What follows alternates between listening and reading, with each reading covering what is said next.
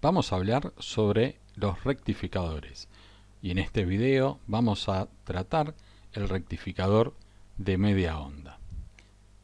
Como repaso, diodo rectificador, su símbolo, sus dos terminales, ánodos y cátodos, su aspecto físico, según el valor de la corriente máxima que pueda soportar y las tensiones, van a tener diferentes encapsulados. Podemos observar que los tres diodos que están en el ejemplo tienen una bandita. Dos tienen una bandita gris y otro tiene una bandita negra.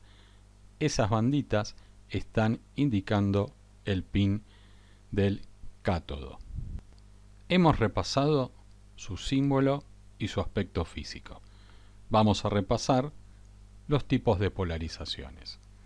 Primera polarización que se puede producir es la directa y la segunda la inversa. Polarización directa. Vemos que el positivo de la fuente está conectado al ánodo y el cátodo, por medio de una resistencia limitadora de corriente, está conectado al negativo de la fuente de alimentación. Polarización inversa. Está invertida la fuente de alimentación.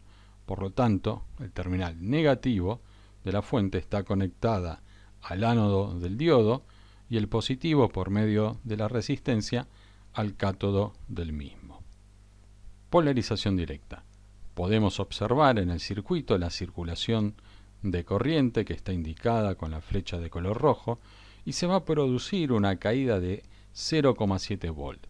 Esta caída de tensión depende del material de construcción del diodo rectificador.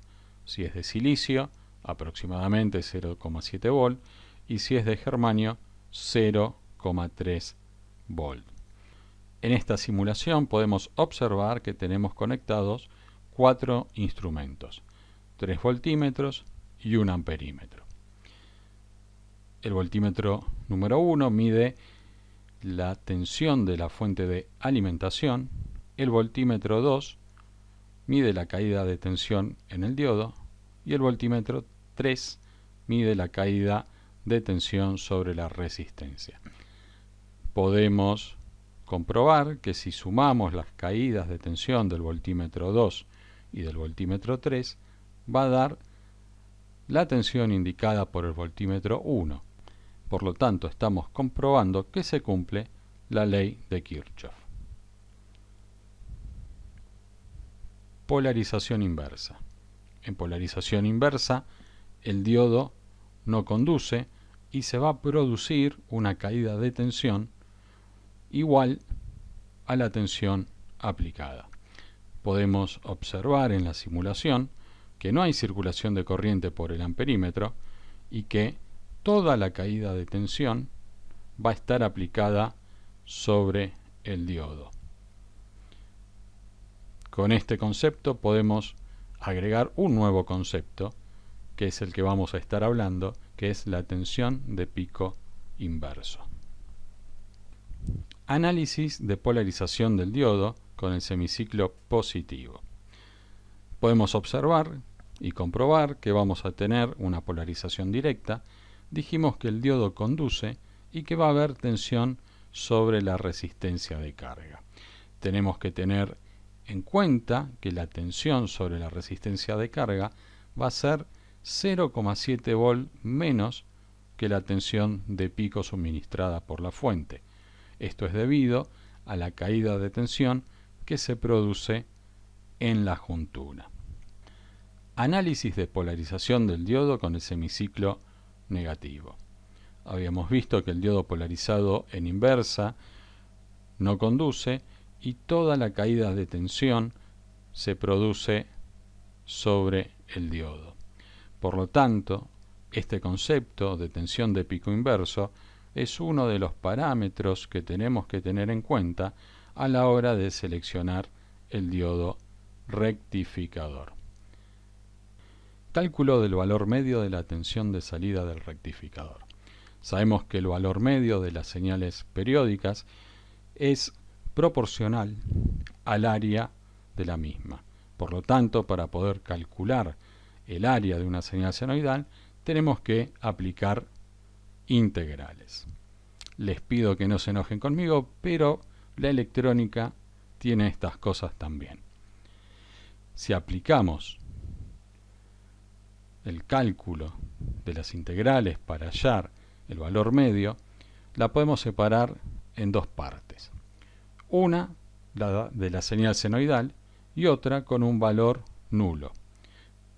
Si resolvemos esta integral, vamos a obtener este valor de salida, que la tensión de valor medio va a ser igual al valor pico de la señal dividido pi. Vamos a un ejemplo.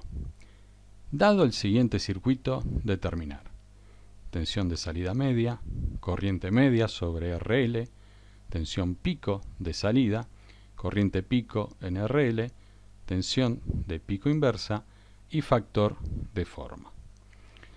Primer punto, tensión de salida media.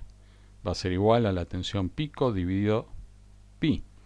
Por lo tanto, la tensión que está indicando el transformador o que todo transformador indica no es el valor pico, es la tensión eficaz. Es el valor de tensión que podemos medir con el tester. Por lo tanto, para hallar el valor pico, multiplicamos el valor eficaz por raíz de 2, que raíz de 2 es 1,41. Hacemos la operación matemática y vemos que el valor medio de la señal es 21,62 volt. Corriente en RL. Aplicamos ley de Ohm. Valor medio sobre el valor de RL. Tensión pico de salida.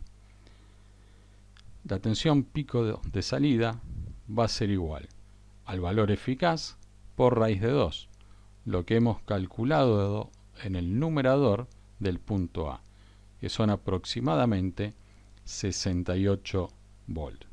Corriente pico en RL es el valor pico de la tensión dividido RL. La tensión de pico inversa. Habíamos dicho que cuando el diodo no conduce, se produce una caída de tensión igual al valor pico de la señal. Por lo tanto, ese valor es el valor eficaz multiplicado por raíz de 2, que va a dar aproximadamente 68 volt, que corresponde al valor pico de la señal senoidal. Y por último, el factor de forma, que es la relación que hay entre la tensión eficaz y el valor medio de la tensión de salida, nos da aproximadamente 2,22. El rectificador de media onda para monofásica no es tan bueno. Vamos a ver que existen otros rectificadores mejores. Espero que hayan comprendido, que no se hayan quedado con alguna duda. Estamos en contacto hasta nuestro próximo video.